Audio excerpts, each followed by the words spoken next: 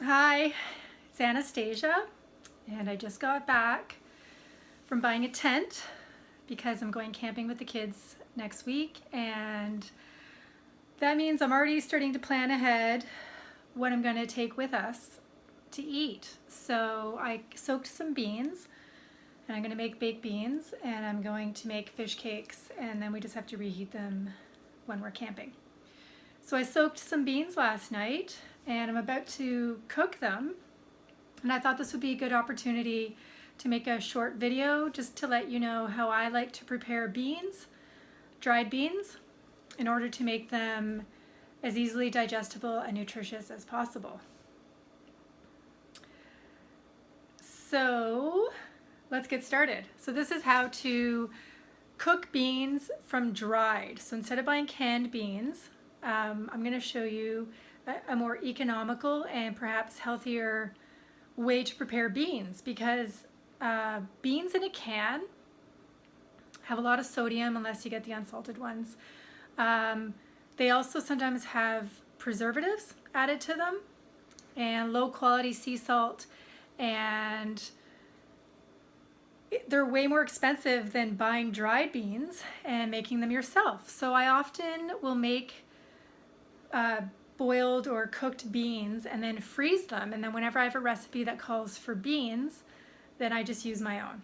So just something to think about. So I'm going to stand up now and actually grab the beans. So today I make my baked beans with navy beans, which these have been soaking all night. And then I strain the water out, and now I'm going to, and I rinse them again. And I'm going to pressure cook my beans. Now you can boil your beans, they just take about 4 to 6 hours. So I don't want to wait that long, and I don't want to have my stove on that long because it's really hot this time of year. And in fact, instead of baking my beans in the summertime, I only probably make them like once in the summer. I like to do them on the stove. So I put the exact same ingredients that I always use, but instead of baking them in the oven like I do in the winter, stovetop. So this is my pressure cooker. I know all pressure cookers are different. This is the one I've had for years and years. And I'm just gonna pour the navy beans in and then top that with some water. Now, one of the unusual things that I like to do to my beans is add seaweed to the pot when I'm cooking them. Just a little bit more water. So this is kelp, which I harvested myself, believe it or not, a few summers ago.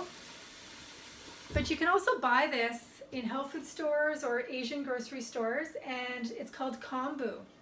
It's a Japanese word for kelp, and it's a very traditional Japanese addition to beans. And the purpose they serve is to make the beans more flavorful, but also to add some of the really important minerals that are found in seaweed. So I'm going to add a strip of that to the pot. And then I'm going to put them on the stove.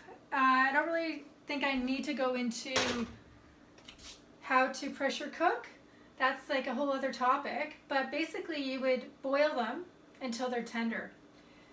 And then I'm going to make my beans. So maybe I'll even post my recipe for my baked beans, which I'm going to do on the stovetop, if you're interested in doing that. So thanks for watching.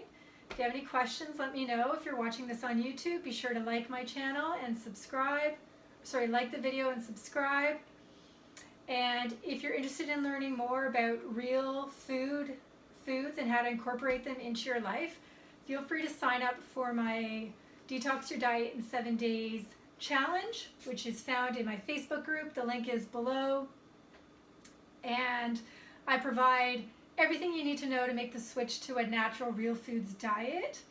And that also includes a whole bunch of my own personal real food recipes and cooking techniques.